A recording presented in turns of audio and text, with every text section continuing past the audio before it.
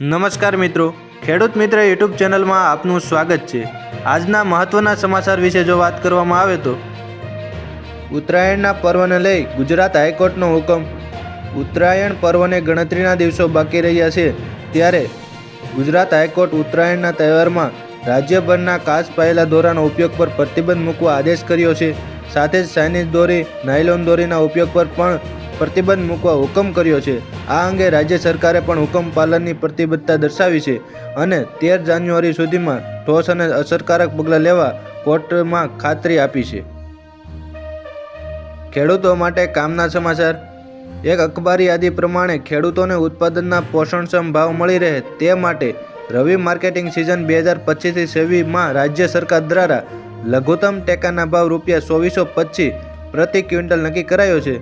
ઘઉંની ખરીદી ગુજરાત રાજ્ય નાગરિક પુરવઠા નિગમ લી દ્વારા થશે। લઘુત્તમ ટેકાના ભાવે ઘઉંનું વેચાણ કરવા ખેડૂતોએ ઓનલાઈન નોંધણી કરવાની રહેશે, જે રાજ્યમાં સ્થાનિક ગ્રામ્ય કક્ષાએ વીસીઈ મારફતે 1 જાન્યુઆરીથી શરૂ થઈ ગઈ છે। હવામાન વિભાગની ઠંડીને લઈ આગાહી। આજથી 7 દિવસ માટે રાજ્યનું હવામાન સૂકું રહેવાની શક્યતાઓ। હવામાન વિભાગ મુજબ રાજ્યના લઘુત્તમ તાપમાનમાં ઘટાડો થવાની સંભાવનાઓ છે। 14-15 તારીખ દરમિયાન પવનની ગતિ 10-15 કિલોમીટર પ્રતિ કલાક રહેવાની સંભાવનાઓ છે। ગુજરાતમાં જોવા મળશે ઠંડીનો ચમકારો। ઉત્તરાયણના દિવસે ઠંડી સાથે પવન રહેશે।